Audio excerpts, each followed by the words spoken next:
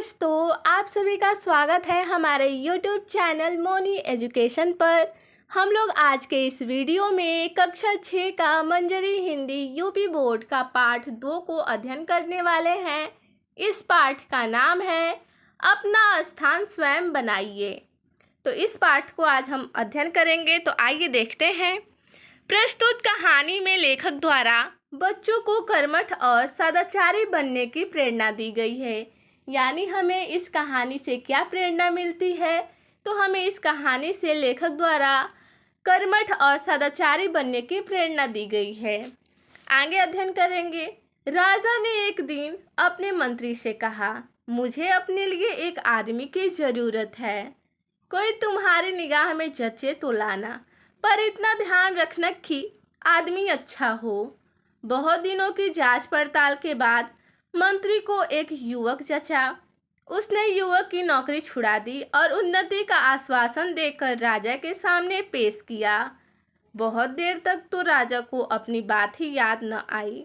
बाद में बोले, हाँ, उस समय शायद कोई बात मन में थी, पर मैंने अब तो कोई बात नहीं की है। मंत्री ने कहा, हुजूर, मैंने इसे हजारों में से छाटा है और बढ़िया नौकरी से छुड़ाकर लाया हूँ। राजा ने जरा सोचकर कहा, हमारे पास तो इस समय कोई काम नहीं है, पर तुम बहुत कह रहे हो तो हम इसे अपने दफ्तर में चपरासी रख सकते हैं। वेतन 15 रुपये मिलेगा। तो इसके बाद है, मंत्री को बुरा लगा, पर उस युवक ने कहा, मेरे लिए सबसे बड़ा वेतन यह है कि मुझे अपने राजा की सेवा करने का मौका मिलेगा। यह कहकर वह उस नौकरी के लिए तैयार हो गया। मंत्री जब उसे दफ्तर में छोड़ने गया तो वहाँ धूल थी, क्योंकि राजा वहाँ न कभी जाते थे और न काम करते थे। यह देखकर मंत्री दुखी हुआ, परंतु वह युवक इतना होने पर भी खुश था। उसने अच्छा स्थान दिलाने के लिए मंत्री के प्रति कृतज्ञता प्रकट की। युवक ने लगातार कई दिनों तक दफ्तर को साफ करके उसे शाही दफ्तर का रूप दे दिया। उस दफ्तर में एक छोटी सी कोठरी थी। युवक ने उसकी जांच पड़ताल की तो पता चला कि पिछले सालों में बादशाह के पास जो निजी पत्र आए थे, उनके लिफाफों का ढेर उस कोठरी में था। उनमें से बहुत से लिफाफों पर सोने की पच्चीकारी थी और रत्न जड़े थे। ये वे लिफाफे थे जो विवाह जैसे शुभ अवसरों पर दूसरे राजाओं और अमीर उमराओं के यहाँ से आए थे। युवक ने कारीगर लगाकर सब कीमती सामान लिफाफों पर से उतरवा लिया और बाजार में बेच दिया। सामान बेचकर उसे कई हजार रुपए मिले। उनमें से कुछ रुपए तो उसने दफ्तर में बढ़िया फर्नीचर और चित्र आदि लगाने में खर्च कर दिए और बाकी सरकारी खजाने में जमा कर दिए। जहां वह सामान बिका, उसने उसकी भी रसीद ली और जहां से यह सामान खरीदा गया, उसकी भी। दफ्तर सचमुच शाही दफ्तर हो गया। चुगलखोरों ने राजा से उसकी शिकायत की कि वह रुपया लूट रहा है। एक दिन राजा गुस्से में भरे दफ्तर गए तो दफ्तर की हालत देखकर दंग रह गए। फिर भी उन्होंने तेज आवाज में पूछा, तुमने यह सजावट किसके रुपए से की? दफ्तर के रुपए से हुजूर, कहकर उसने राजा को रद्दी लिफाफों की कहानी सुनाई और खजांची से गवाही दिलाई कि दफ्तर का सामान खरीदने के बाद बचा हुआ रुपया खजाने में जमा किया गया है। राजा रीझ गए और युवक को अपने राज्य का वित्त मंत्री बना दिया। इस कारण दूसरे मंत्रियों को परेशानी होने लगी, क्योंकि वह न स्वयं बेईमानी करता था, न किसी को करने देता था, न लापरवाही करता, न करने देता था। उसके बाद से तो जो भी मंत्री राजा के पास जाता, किसी न किसी बहाने उस युवक की शिकायत करता, जिससे कि वह राजा की नज़रों में गिर जाए। आगे देखेंगे। आगे है, एक रात को 2 बजे राजा ने अपने सेनापति को बुलाकर कहा, हमारे सब मंत्रियों को उनके घरों से उठाकर इस कमरे में ले आओ। लेकिन वे जिस हालत में हों उसी हालत में लाया जाए। समझ लो हमारे हुक्म को। अगर कोई पलंग पर सो रहा हो तो उसे पलंग सहित ज्यों का त्यों लाया जाए, और कोई कालीन पर बैठा चौपड़ खेल रहा हो तो कालीन समेत यहाँ लाया जाए। 1 घंटे के भीतर ही सभी मंत्री महल के एक बड़े से कमरे में आ गए।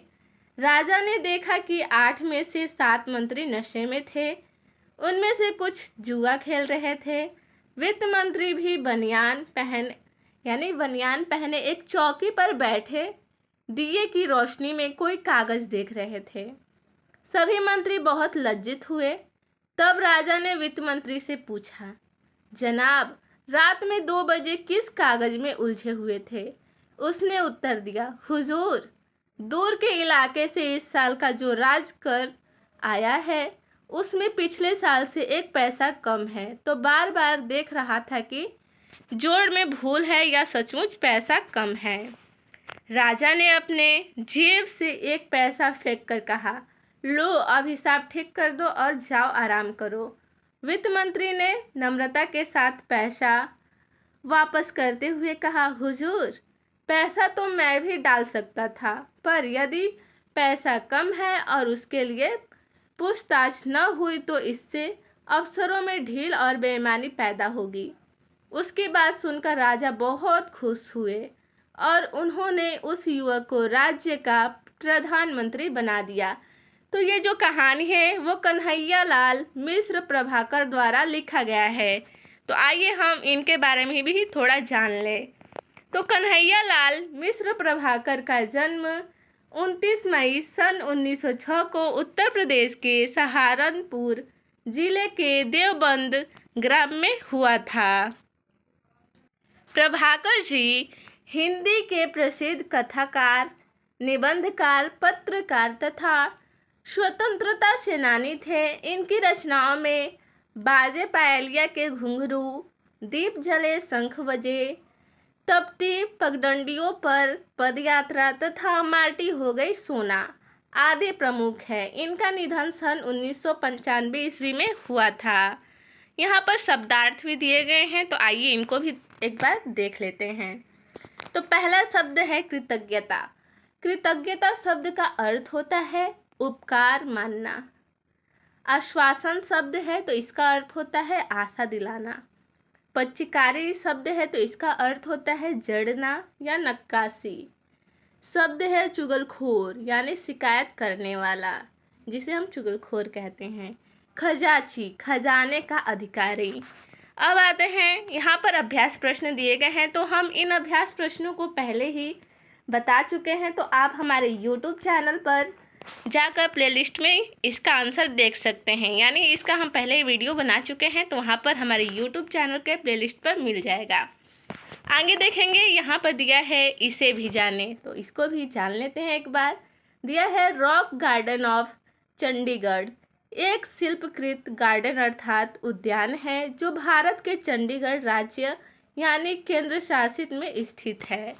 इसे मुख्यतः नेकचंद सैनी गार्डन के नाम से भी जाना जाता है। लगभग 40 एकड़ में फैले इस गार्डन को नेकचंद सैनी ने कूड़े करकट तथा बेकार की वस्तुएं जैसी सिरामिक, प्लास्टिक बोतलें, पुरानी तथा टूटी चूड़ियाँ, बेकार बल्ब होल्डर तथा टूटी टाइल्स आदि से बनाया है। तो इस पार्ट में बस इतना ही था। मिलते हैं अगले वीडियो में। धन्यवाद।